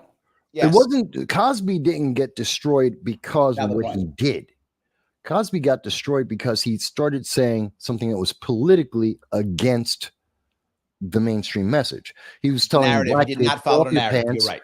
And don't go to jail, and being a criminal isn't an excuse or something to desire. He started saying that in speeches, and then literally within a month of him doing that, he suddenly had all these women coming out and saying, oh, you did these sexual abuses. Not to say that they didn't exist, but they finally, whatever coverage he was getting beforehand suddenly evaporated and everyone got the green light. Go right ahead. Tell everyone about it, which then led us into the Me Too and everything else. And in doing that, he was first demonized as, stop saying this. You can't say that to the black community. Don't talk to black people like that. That's not being black. How dare you say that? You're supposed to be a Democrat. None of that worked. Bang. Green light's gone. Here comes the sexual assaults. Okay. Same thing happened to Eric Adams. Stop talking about immigration. Stop talking about the consequences of open borders and how negative it is. Shut up. Go ahead and have your South America trip. Use all the taxpayer money you want, but stop speaking. Oh, you're not stopping to speaking? Oh, by the way, FBI just happened to suddenly, 3.5 years later, knock on the door of your accountant. We're looking at all your books. Do you want to keep talking? We went from OJ to conspiracy theory. We went down that road. It's fine. But it's the same. Here's the thing. Christina's on your side. Everything. She says, sorry, Larry, I agree with Mike. She's on your side. I lost Christina tonight. I usually have Christina. Tonight, you got her. you took Christina from me tonight. I usually got her. We have values. We have understandings. Our society can only exist if we have similar values with similar understandings. We hold people responsible with the allowance for redemption. Absolutely. Right. But we have to hold people accountable for what they did, but we also have to be honest about what they did, the good and the bad. And what I'm going to go here is, again, the one person we seem to have let go is Michael Jackson. That's my view. That maybe I'm wrong, but I feel most people just almost don't talk about it. Just listen to his music and shut up. Is it because he died? Yes. Right? And is that the reason? He's been dead for 20 years. Yeah. Wow. Yeah. Yeah. Yeah. So is that the reason? Yeah, because he's been dead. You can play Michael Jackson music now without people instantly going, oh, he, I don't know what the correct word is. Right. No worries. The British had a word. The British had a word for it, and I can't think of it right now. Yes. But yeah, he has questionable sleeping habits. Yes, there we go. Yes. And yes, no one's thinking of that now. Why? It's 2 decades after the fact, and we're just listening to the music. But a decade ago, I'm losing my audience here tonight, Mike. Hot R. I don't want to that might get canceled. Well, that's Hot Chicks. I call them Hot Chicks. There we go. Hot Chicks. He says Mike's right. So yeah, I think yep. Legacy Zach. I agree with Mike as much as he didn't deserve death. The consequence to his life choices led to his death. I think that's accurate. Right? They did. I agree. Mm-hmm. Yes. So you're beating me up tonight, Mike. OJ's life led to the incarceration. Should he have been pursued consistently for decades? Probably not. But, look at the life he led that led to that. But again, it's the lack of accountability, the lack of redemption, the belief in entitlement, the belief that long as you're in the approved group, you're okay. I'm going to go down a different road. First, let me say something nice. Faithful friend says, I like that one. Any man's death diminishes me because I'm involved in mankind and therefore never expect anything to know for whom the bell tolls, it tolls for thee. Yeah, I want to go to another piece, which I think may be more controversial. Did OJ do what he did for one of two reasons?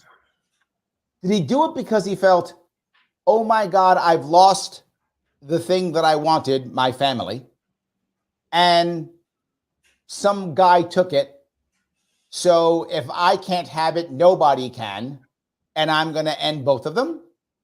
Or was it, how dare somebody, I've achieved this thing, how dare you? In other words, what, not excuses, what motivates? What's the motive? Why does a guy who, in theory, from the outside looking in, has got it all? TV star, movie star, money, doing Hertz commercials. Why? Again, logically, it's obviously an emotional crime of passion. I'm saying logically, though, what would motivate this guy to do that? Why would he, if nothing else, hire some guy? Hire some guy to off him to beat him up. There's so many things you could have done besides personally pull out a knife and stab him to death. There's so many different things you could have done. Why do you think he does it? And keep going. Insecurity and ego. Insecurity in that the desire to have that much control over other human beings, and ego to think that you have the right to have that much control over the lives of other human beings and that you can get away with the crime. These are two prevalent things that are very important, but we see that in most crime. It is a mixture. Most crime, and I don't have this well formed in my mind right now, but most crime tends to have as a large component insecurity and ego. I feel bad. I don't feel like I'm in the right spot in my life. I need more money. I need more acclaim. I need more power. This crime will let me get the things I don't have that I need to, I think, feel better about myself. And you have the massive ego to think I can do this. It justifies, because I want to be a better person. I want to have those things. I'm justified in doing that, and I won't get caught, or I shouldn't be caught, or if I get caught, I'm going to be released because I'm right. I'm the good person in this. I have the good goal at the end of the day. So a lot of crime is that combination of insecurity and ego. There are other things too, but that's a big, huge component, especially if we're talking about any element of drugs in it. So then we go now to, since we're here, Cosby, right? Now, maybe Cosby didn't drug the women. Maybe he didn't. I don't know. According to Cosby, he says it was consensual. He said, like, people drinking and get drunk, that these drugs that the women took, it was consensual. They wanted to be high when they were intimate with him. That's his argument, right? That's what he says. So is it true? I don't know. But that's what is his argument. Why does a guy like Cosby, who clearly, if he wants sexy women, they would throw themselves at him. He's rich and famous, or he just buy them. He can literally just write a check, or credit card, give him cash. Hey, beautiful woman, come sleep with me. There are tons of women who would happily sleep with him for money, and tons who will sleep with him for no money. He could find tons of hot women to do this. Why does a guy like him do that? Do you see what I'm saying? Same reason. Insecure. Again, the same insecurities and the same ego, to an extent, have a lot to do with that. Mind you, there's also, and let's be honest, when we see these kinds of cases, there is an element of bandwagoning, is what I call it, where we have individuals who jump on just because of the notoriety, the instant fame, so you're saying, quick money. So you're saying even if there was one woman who this happened to, there are others who will just jump on board, whether it happened to them or not. Right. So there's an element of that in there too, which we should acknowledge, because that's becoming more of a problem, and that happens over and over again. We've seen that happen with the accusations of sexual abuse against Joe Biden, Trump. We've seen that in the Supreme Court Justice. What's his name? Clarence Thomas. Male Supreme Court Justice. It was in 2017. Oh, yes. Not Gorsuch. Not after Gorsuch, before the woman. Yes, I forgot, but yes. I'm forgetting their names now. Yes. But you know who I'm talking about. Yes. So no, I'm with you on that too. Let me walk down a couple of these. Joe has perfect. He goes, perfect comeback movie. I agree. Bad Boys is a good choice. Could be. If you're picking one, I think that's one of the better ones you could pick, right? If you're gonna pick which one, that's probably right. Robert says, where is this allegation of George Floyd selling fentanyl coming from? Based on the information I got, the police were called for an alleged allegation of a counterfeit bill, not drug selling. According to what I heard, according to what I heard, he actually did not know it was a counterfeit bill. He got that bill from selling drugs. So someone screwed him over and gave him a counterfeit bill when he was selling drugs. And then he, not realizing, probably high on fentanyl, didn't realize it was a counterfeit bill. He went to buy something with the counterfeit bill. That's what I heard. Is that what you heard, Mike? That is, as far as I know, that is the evidence trail. And at the time, as I recall, I'm recalling it now, but as I recall, he also was found in possession of drugs that were deemed for sale at the time of his death. That was also something they found at that moment. So it wasn't why they came to him, although he was known to be a drug dealer in the community, but that wasn't why they came to him. But that was in part of the investigation. It's part of the consequence. Yeah. I have to do a quick joke if I can. Scientific Libertarian says, is a Jewish guy like Spike Cohen allowed to roast a hog like that? Nicely done. Nicely done. Nicely done. Very, very well. Actually, there was a part of me, a small part, but I got over it. But there was a small part that I felt bad for Hug. There was a small part that I did. And I'm very glad that Spike did not hammer him. Spike did exactly what he should have done, right? Just the way he should have done it. He did a good job making sure that was happening. So no, he should have hammered him. No, because then that's what Hog wanted. Hog was trying to become a victim, and Spike didn't let him. I'm glad he didn't. There's a difference between, what we saw last night. Again, it goes back into the insecurity, goes into the ego, which is David Hogg. Goes into the protection of the bubble. He was looking for personal attacks because that's what he would do, and that's what he did try to do against Spike. But Spike, when I say Spike should have hammered him, I'm talking about some of the factual evidence, some of the data that was there. He could have pushed that, and that is, to them, that is a hammer they have no defense against, because they're all about emotion. Everything David Hogg was saying last night was emotion. Please deal with me, empathize, sympathize. Yep. He had no facts, no data, it was no logic. But Spike was, the one thing that was missing was that, no, I understand your feeling. And here's the fact. Here's the consequence. This is the harm your feeling without fact causes. That's what I would have wanted him to push a little bit on. So Joe brings up Diddy, which it's funny because I think what the person does matters in the redemption arc, right? And if Diddy did what they say he did. What did they say he did? I really don't care supposedly, I don't want to get demonetized, so I'm going to use euphemisms. Yeah. Supposedly, according to what the rumors are, I don't know what he's been charged with, if he's even been charged yet, but supposedly he was grooming young men to have intimate relations with him. That is what they're saying. He was combing them, so to speak. Correct. He was combing them. Correct. He was. That's what they're saying. He was doing young men. Now, if this was consensual, the thing that Diddy supposedly is angry about, again, this is what 50 Cent says, that Diddy was trying to act like. It's what he says. Stellar character. I'm just saying it's what he says. I understand. He says that Diddy was worried about being gay. Now, if Diddy's gay, I don't care. Right? This is about me. I don't care. If he wants to have sex with other men, as long as it's consensual, I don't care. That's fine. But that's not the problem. There's two separate problems. One is, Diddy's still saying he's not and saying it's not happening. That part bothers me. If you're gay, just say you're gay. It's fine. Lots of people are gay and make tons of money and are happy and successful and not enjoy. In black rap. Say it again? Not in black rap, I'm not sure. I think Nas X would disagree. Who? Nas X, I think, would disagree. Who's Nas? One of the most popular black rappers. He even had a country song he won. Beyonce copied him trying to get a country song. Who's Nas? He's openly gay. Nas? You don't know? No, I don't know. Forget it. Anyway, he's one example of that. I listen to rock music. I listen to Pink Floyd. Okay? Pink Floyd and Ave Maria. I don't listen to this crap. It's crap. Why would I listen to rap music? It's crap.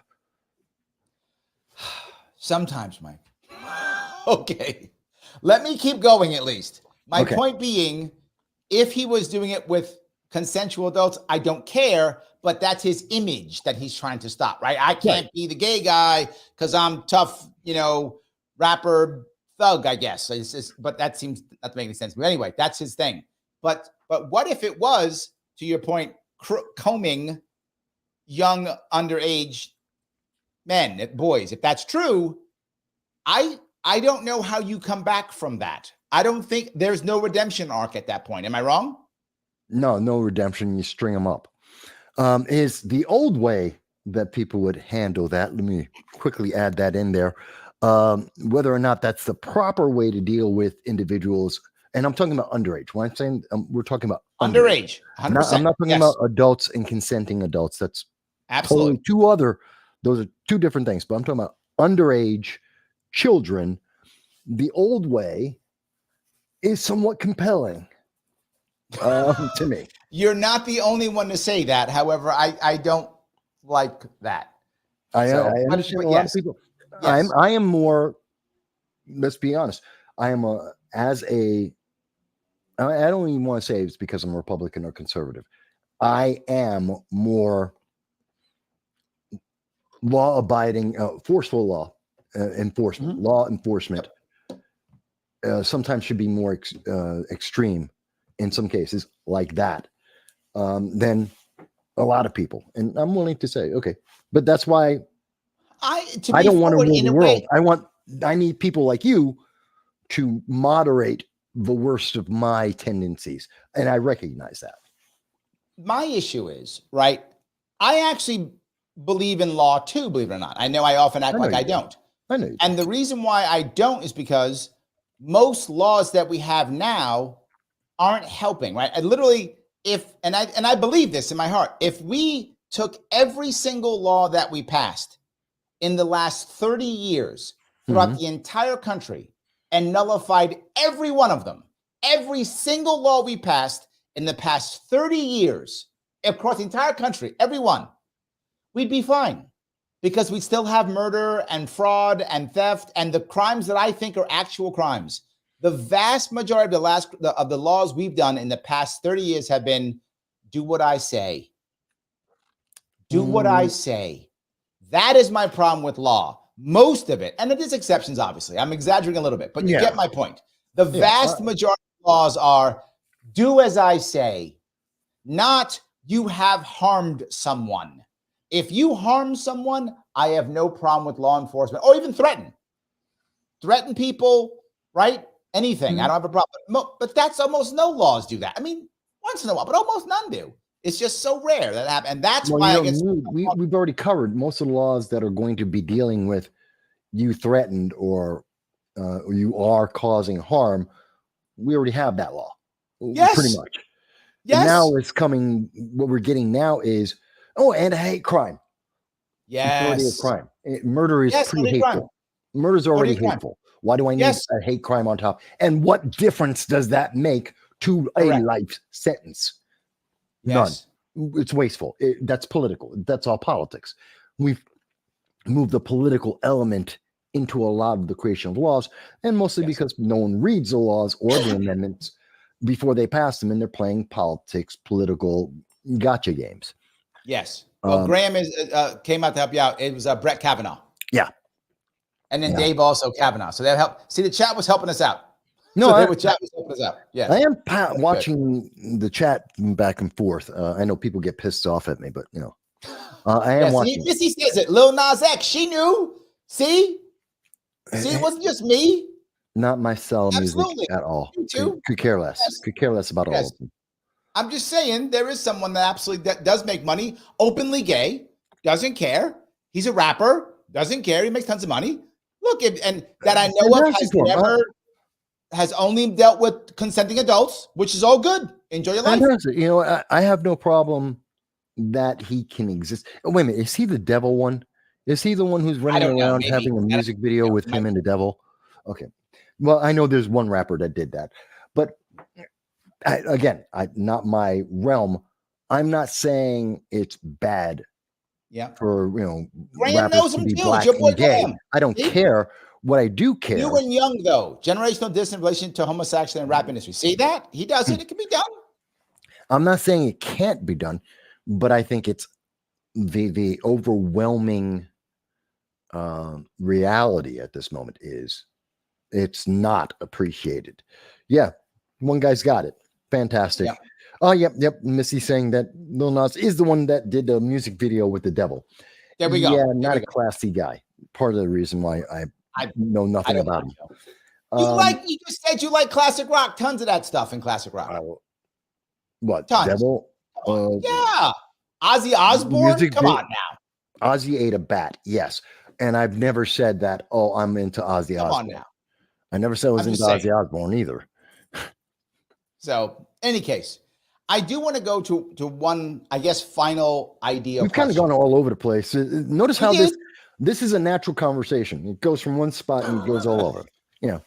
So, in the long run, in the long run, and I'm going to say long run for you and I is 20 years, right? Okay. Same about time that Michael Jackson died, right? Now OJ is going to be gone 20 years. Mm-hmm. Is he forgotten? Is he remembered for the good things, for the bad things, for both? What's your gut tell you? We know for a fact within a year and a half, there's going to be an autobiography coming out about Nicole Goldman, right? Which is obviously, and then there's another one planned about OJ as well. So it's unfair, and this will never get that empty, free zone to allow people to reflect or understand. Okay. So you think the media will force our hand? Oh, absolutely. They're all into bias. They have a agenda that they have to enforce, that they have to keep pushing at every turn. Look at how they handle everything that deviates even a little bit from the approved messaging out there. They try to destroy it. They try to snuff it out. They try to suppress it every single time. So they have a message about OJ, which is a message to an extent about success and success of minorities in America. There's a message. No one talks about that. Me and you do. Nobody else in the mainstream talking about that. No, they don't. He's a murderer. No. You and I say those words. Right. They use other means. They have all of the system, all of the media to put in the little pieces of the seed without ever having to say all at once, oh, by the way, this is how you're going to behave or else. Everyone who has the wealth understands,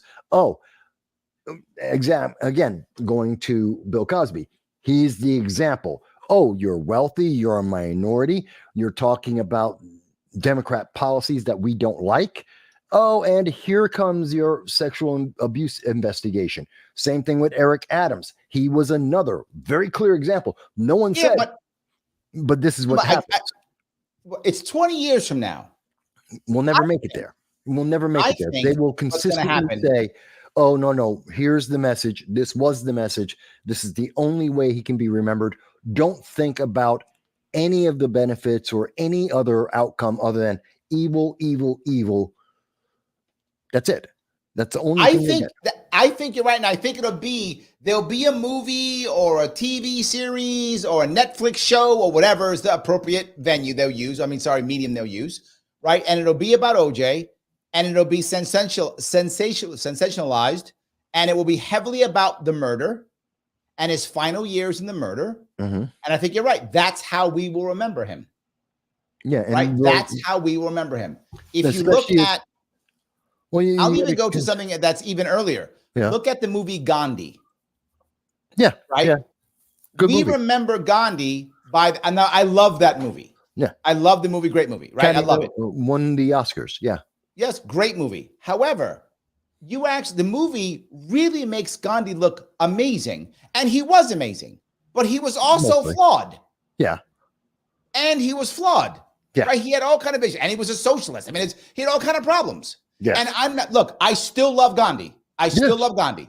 All I'm saying is that movie, most people will not think Gandhi did anything, that he's Superman. They watch the movie. They'll remember that. They won't remember that he was a flawed human being who had all kind of problems. Of course, you don't have to go to Gandhi. You can go to Martin Luther King. They've done the same thing. Mother Teresa. They're all human beings.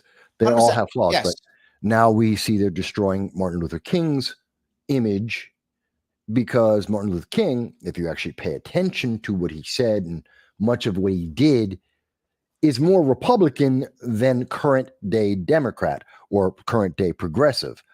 In fact, he would have probably been against. He would have probably been part of the Republican Party if he was. No, today. yeah, I think you're right. The reason why he became a Democrat. So the Democrats were going to give him what he wanted.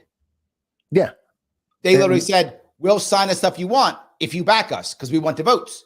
And he went, deal. I'm a Democrat now. Done. That's how that happened. I think he play totally ball correct. and we'll push your agenda. Absolutely. And that's when we saw the shift from Republicans to Democrats at the end of the civil rights movement, in part because this is what Martin Luther King was pushing, because that's what the offer was coming from the Democrats and Johnson. There we go. In a big way.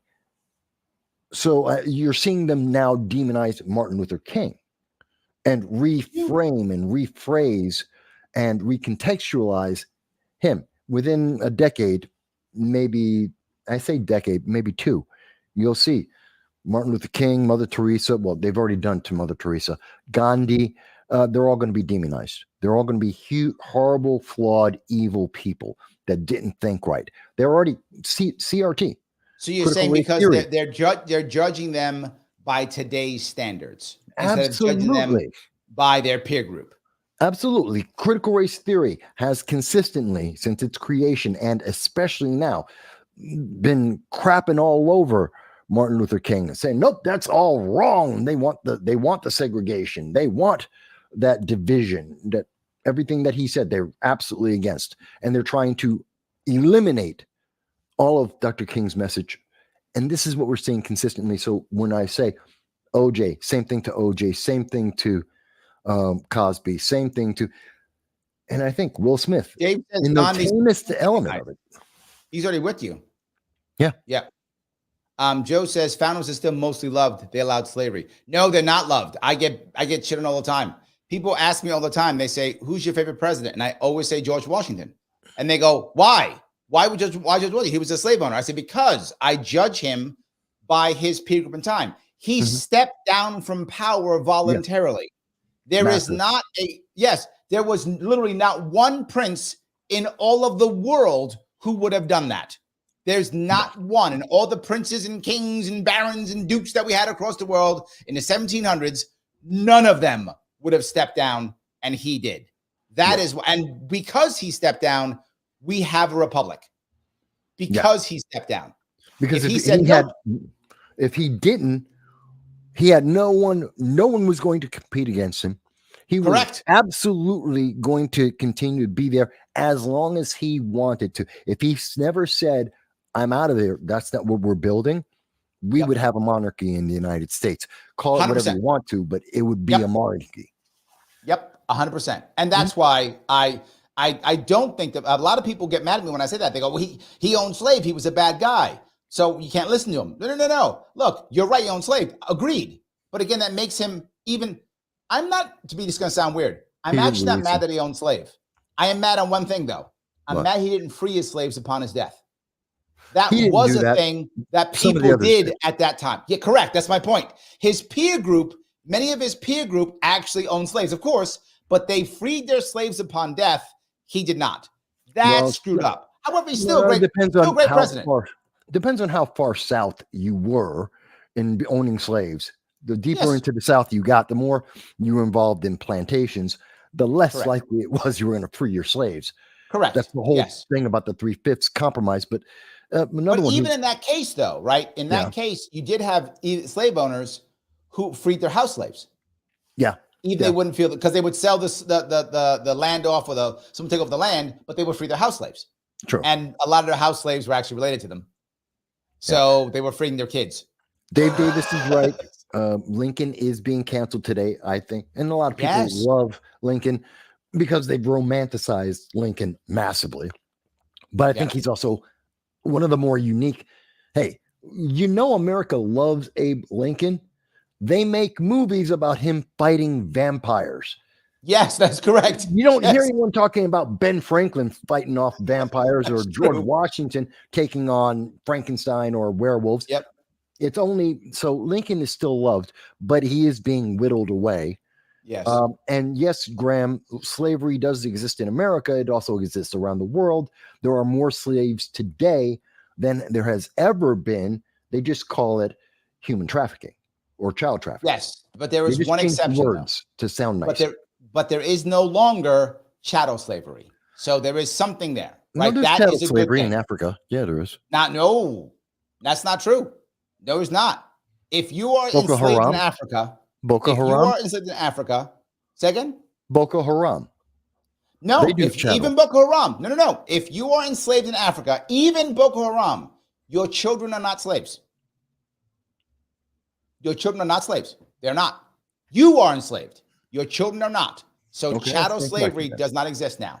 Your then. children are Okay, not I slaves. stand corrected then. I Yes. thought And Boko in fact, Haram many did. of those enslaved women, they will have babies with their enslavers. Right. And therefore, their babies are not slaves.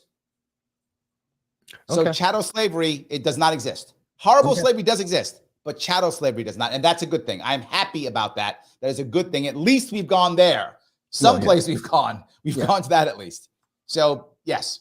So, Robert says, to your point, Larry, black people have complicated history with Washington because even though he stepped down from power to allow a republic, blacks were still held in boundaries. Correct. You're absolutely correct. 100%. You are exactly correct. I completely agree. I don't blame him for that. That had a lot to. If we look at the Federalist Papers and look at how the Constitution was ratified, that had more to do with the politics of the time and what was necessary to create our country, not so much Washington, who was about administering the brand new nation. I think people misunderstand and I get your point. I do. And that, of course, that's because Benjamin Franklin fought zombies. Everyone knows that. Pick up a history book. That's why they didn't do vampires, because Benjamin Franklin fought zombies. He was a zombie killer. One. Okay, everybody knows that. Okay. Yes, of course. That's good. I don't know that reference. Send me that reference later, folks. In the comments afterwards, send the reference on Ben Franklin zombies. Yes. Guys, if you like what you're hearing, please click the like button. I know I ask you all the time. Please do it. It does matter. If you haven't retweeted this, please retweet it right now. Please do so. You can always become a member if you really like what you're hearing and you like me doing this more. I can.